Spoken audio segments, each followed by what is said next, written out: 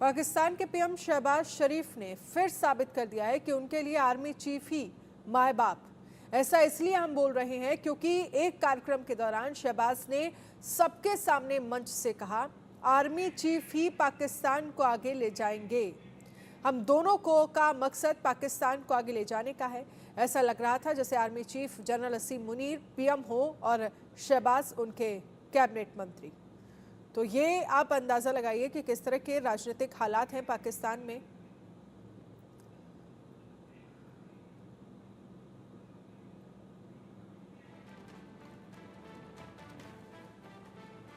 और इस पर ज्यादा बातचीत करने के लिए आरजू काजमी पाकिस्तान पत्रकार हमारे साथ जुड़ गई हैं। आरजू काजमी जी, जो शहबाज शरीफ का बयान सामने आया है जिसमें वो कह रहे हैं कि जनरल असीम मुनीर ही पाकिस्तान को आगे बढ़ाएंगे, इस बयान के मायने क्या हैं?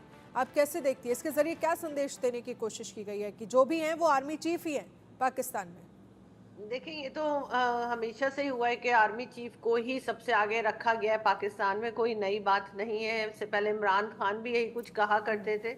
और इमरान खान की गवर्नमेंट जब थी तब भी जो उस वक्त के आर्मी चीफ थे जनरल कमर जावेद बाजवा साहब, उनको भी इमरान खान ने यही कहा था कि जी ये तो कौम के बाप हैं। और इस तरह की स्टेटमेंट्स इमरान खान की आती थी और वही शहबाज शरीफ भी कर रहे हैं। इससे साफ जाहिर होता है कि गवर्नमेंट्स कौन लाता है कौन ले जाता है। और जिस तरह से शहबाज शरीफ साहब बात कर रहे हैं तो डेफिनेटली वो अगले इलेक्शंस के लिए अपने आप को पेश कर रहे हैं और इसीलिए इस किस्म की स्टेटमेंट आई है। लेकिन अच्छी बात यह है कि काफ़ी लोगों को इस बात की समझ आ गई है पाकिस्तान में ख़ास तौर पे। और इस बात पे शहबाज शरीफ साहब को की काफ़ी खिंचाई की जा रही है सोशल मीडिया पे। हालांकि सोशल मीडिया लेकिन बैन है लेकिन वीपीएन से आरजू लोग ऑन काजमी जी, करके। जी। लोगों को समझ आ भी गया है और बहुत सारे लोग तो पहले से जानते हैं कि वहाँ पर किस तरह के हालात हैं। सेना जिसे चाहती है वो वहाँ का पीएम बनता है और जिसे जहाँ चाहती है वहाँ पर हम अभी चीफ जस्टिस को लेकर भी कल खबर पढ़ रहे थे जहाँ पर किस तरह के हालात। 1 करोड़ रुपए चीफ जस्टिस का जो गला काट कर देगा उसको 1 करोड़ रुपए इनाम दिया जाएगा और कैसे भीड़ वहाँ पर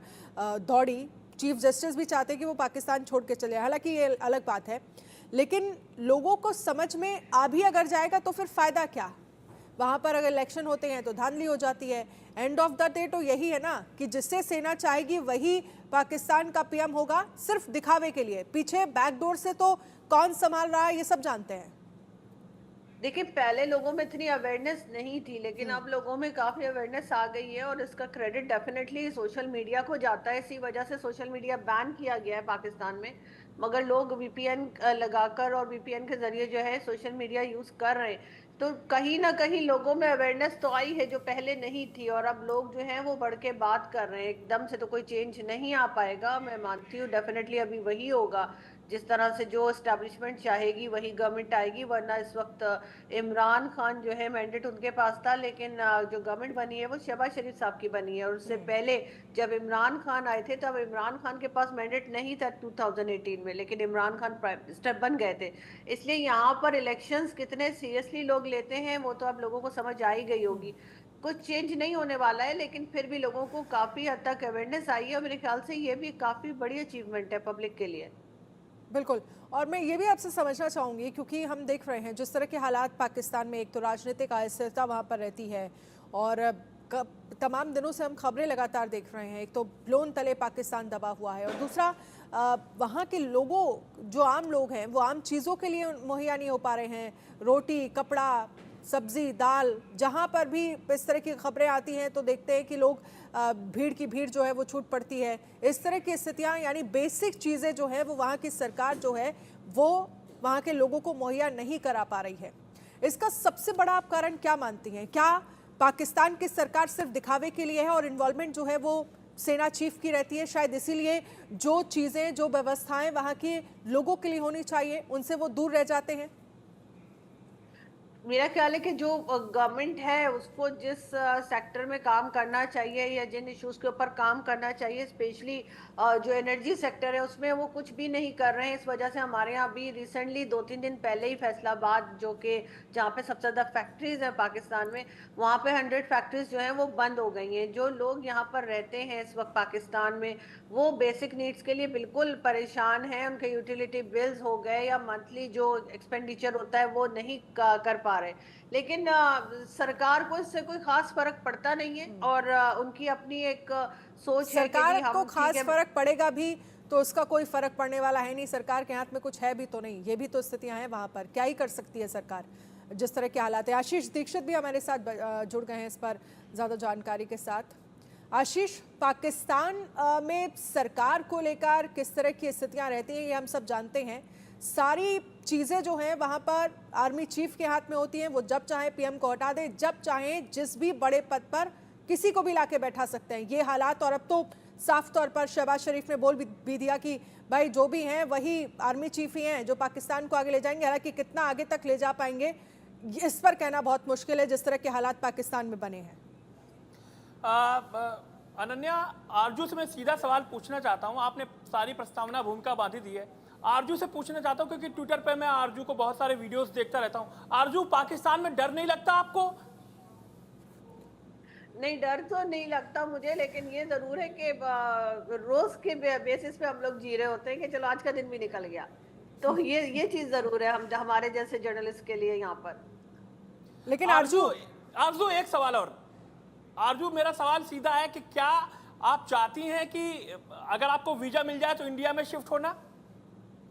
नहीं, मैं पाकिस्तान में ही रहना चाहूंगी और मैं चाहूंगी कि पाकिस्तान ठीक हो, और जिस तरह से हम लोग बात करते हैं जो चीजें सही नहीं है उनकी तरफ हम पॉइंट आउट करते हैं, तो मेरा ख्याल है हमारी कंट्री को ठीक हो जाना चाहिए। मैं कहीं भी नहीं जाना चाहती। आरजू, आप ये बताइए कि किसकी विचारधारा आपको अच्छी लगती है, शहबाज शरीफ की, बिलावल की पार्टी की, या फिर ये इमरान खान की? किसकी विचारधारा अच्छी लगती है आपको?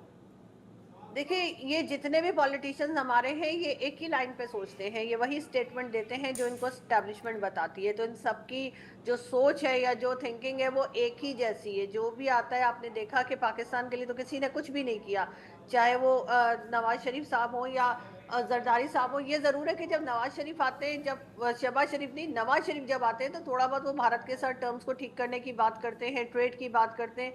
यहाँ पे मैं जरूर उनको क्रेडिट दूंगी कि ऐसा होता है, लेकिन बाकी सब लोग ऐसा नहीं करते और डेफिनेटली उनको कहीं ना कहीं से डिक्टेशन आती है, कहीं ना कहीं से बताया जाता है, तभी वो इस किस्म की डिसीजन लेते हैं या इस किस्म का स्टेटमेंट देते हैं। जैसे ही ओथ लेते हैं, ओथ लेने के फौरन बाद जो पहला स्टेटमेंट आता है वो कश्मीर का ही आता है। आज भी आर्मी चीफ ने जो है वो जिसकी आप वीडियो की बात कर रहे हैं, उससे पहले उन्होंने जो बात की थी उसमें भी उन्होंने कश्मीर का हवाला दिया, उन्होंने गजा का कहा। उन्होंने कहा जी आप लोगों को पता नहीं है कि आज़ाद जगह पे रहना या आज़ाद कंट्री में रहना क्या होता है, आप गजा के लोगों से पूछें, कश्मीर के लोगों से पूछें। तो ये कहीं ना कहीं ये चीज। आरजू, एक सवाल मेरा और है।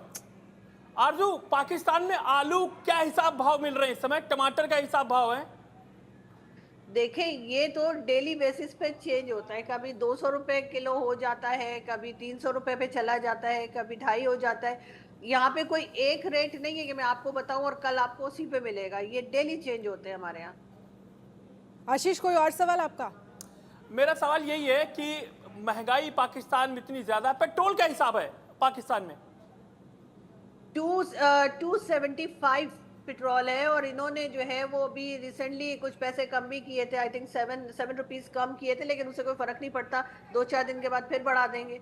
तो इसलिए कुछ ना कुछ जो है हर कुछ दिन के बाद पब्लिक को बताया जाता है फ्यूल प्राइस कम कर दी है, 2 दिन बाद फिर बढ़ा देते हैं। ठीक है तो वो आरजू, लेकिन अब सवाल ये है कि जैसा कि अभी आपने कहा कि आप पाकिस्तान में ही रहना चाहती हैं, पाकिस्तान छोड़कर नहीं जाना चाहती हैं, और हमने देखा कि पाकिस्तान को लेकर जितनी मोहब्बत आपकी है, आपके जैसे कई सारे लोग हैं जो इतनी ही मोहब्बत पाकिस्तान से करते हैं, और कई सारे ऐसे भी लोग हैं जो तुरंत पाकिस्तान छोड़कर फौरन शिफ्ट होना चाहते हैं या फिर वो शिफ्ट हो रहे हैं।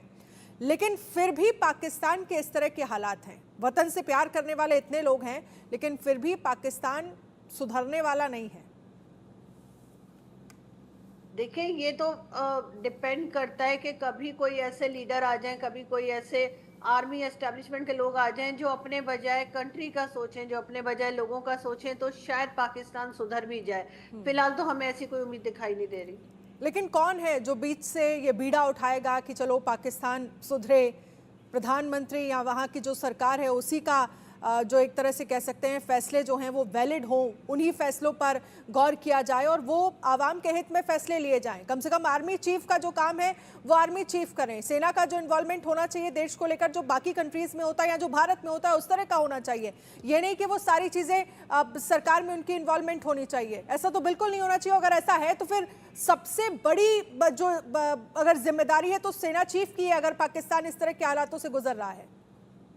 लेकिन डेफिनेटली पाकिस्तान की जो हालत है इसी वजह से है कि आर्मी या एस्टेब्लिशमेंट का जो है हर जगह पे इंटरफेरेंस है, जो कि नहीं होनी चाहिए। यहाँ तक कि गवर्नमेंट्स लाने ले जाने में भी है, वो भी नहीं होना चाहिए। उनको सिर्फ अपना काम जो सिक्योरिटी का है वही करना चाहिए, बट अनफॉर्चुनेटली यहाँ पर ऐसा नहीं होता है। अभी आपने जो शहबाज शरीफ साहब का क्लिप देखा तो आप अंदाजा लगा सकते हैं कि वो हर चीज में आर्मी को खुद इन्वाइट करते हैं और खुद आगे बढ़कर उनको कहते हैं कि जी आप उनकी जगह आकर काम करें। तो जब तक ऐसे चलता रहेगा कुछ सही होने वाला आप कह रही हैं कि ये गलत है, ऐसा नहीं होना चाहिए, लेकिन आप या आपके जैसे कई सारे लोग आवाज उठाते हैं, इजाजत है वहां आवाज उठाने की?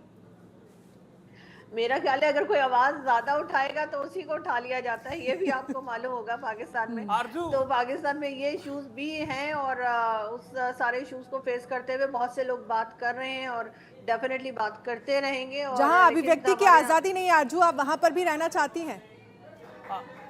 मैं डेफिनेटली रहना चाहती हूँ और मैं ये भी चाहती हूँ कि पाकिस्तान ठीक हो। जी आरजू, मेरा एक सवाल आपसे है कि कल या परसों की बात है, ईश निंदा के आरोप में सुप्रीम कोर्ट पर चढ़ाई कर दी और तहरीके लब्बैक जैसे जो संस्थान हैं वो 1 करोड़ का मतलब चीफ जस्टिस पे इनाम रख देते हैं सिर पर। ये क्या है, ये क्या चल रहा है पाकिस्तान में? देखिए, वो अहमदियाज जो हैं उनके ऊपर फैसला आया था 2019 में, किसी को अरेस्ट किया गया था जो कि आरजू, क्या अहमदियाज को जो है पाकिस्तान में वोटिंग का राइट नहीं है? क्या मुसलमान नहीं मानते उनको? नहीं, वोटिंग का राइट उनको है लेकिन उनको मुसलमान नहीं माना जाता। ये प्रॉब्लम बहरहाल यहाँ पर, और ये भुट्टो साहब के ज़माने से है। जो जुल्फ़िकार अली भुट्टो साहब ने ये लेकर आए थे कि अहमदियाज मुस्लिम नहीं है, उससे पहले ऐसा नहीं था। अच्छा, एक सवाल मेरा ये है कि बलूचिस्तान में क्या हालात हैं, और दूसरा सवाल मेरा ये है कि भारत का दुश्मन नंबर 1 दाऊद इब्राहिम कहां पर बैठा हुआ है? पहले मैं दाऊद इब्राहिम का बता देती हूँ। दाऊद इब्राहिम के लिए आपको जावेद मियादाद को कॉल करनी पड़ेगी, उनके समधी हैं, वो आपको ज़्यादा बेहतर बता सकेंगे कि वो किधर हैं। वैसे अभी तक किसी को कुछ मालूम नहीं हो सका है कि वो कहाँ पर है। बाकी बिल्कुल डेफिनेटली जैसे आपने कहा कि पाकिस्तान के जो हालात हैं उसको देखते हुए मुझे तो यही लगता है कि फ़िलहाल कुछ भी सही होता हुआ दिखाई नहीं दे रहा है, और हम लोग इसी इंतजार में कि शायद कहीं किसी तरफ से कोई लीडर आए और वो कहे कि जिसका जो काम है उसको वही करना चाहिए। लेकिन एक उम्मीद की अगर एक भी किरण या किसी लीडर के तौर पर अगर जगती है तो सेना उसे जागने कहाँ देती है? पहले ही खत्म कर दिया जाता है उसे। अभी तक तो कोई लीडर ऐसा मुझे तो नहीं दिखा जो चेंज लाना चाह रहा हो। अगर इमरान खान भी थे तो इमरान खान भी सिर्फ यही कहते हैं कि उनको एज अ प्राइम मिनिस्टर ले आए तो सब सही है, और अगर नहीं लाते तो सब गलत है। कोई एक सिंगल लीडर अभी तक तो पाकिस्तान में मुझे तो नहीं दिखा। लेकिन जिस तरह के हालात हैं, कोई लीडर इस तरह का मुझे लगता है कि जोखिम उठाना भी नहीं चाहेगा। जान तो सबको प्यारी होती है ना। डेफिनेटली ऐसा ही लगता है कि शायद कोई ऐसा चाह भी नहीं रहा, वो सिर्फ अपना टाइम एक गुजारते हैं 5 साल का या 3 साल का। 5 साल तो खैर कोई मतलब आप ये कहना चाहती हैं कि पाकिस्तान को उसके हाल पर इसी तरह से छोड़ देना चाहिए, इसी तरह से पाकिस्तान चलता रहेगा, या फिर कुछ लोग हैं आपके जैसे जो अच्छा सोचते हैं या कभी आगे आएंगे, बढ़ चढ़कर भाग लेंगे और ये कहेंगे कि बाकी मुल्कों की तरह भी स्थितियां जो हैं वो पाकिस्तान में होनी चाहिए? देखिए, लोग बात तो कर सकते हैं, हमारे जैसे लोग बात कर सकते हैं, अवेयरनेस दे सकते हैं, लेकिन हम चेंज नहीं ला सकते। हमारे हाथ में कुछ नहीं है, हमारे हाथ में पॉलिसी नहीं। जो पॉलिसी मेकर्स हैं अनफॉर्चुनेटली वो इस तरफ नहीं सोच रहे, और उन्हीं को सोचना पड़ेगा। वो कब सोचेंगे ये तो मैं नहीं कुछ कह सकती। ठीक है, चलिए आरजू काज़मी, बहुत बहुत शुक्रिया हमसे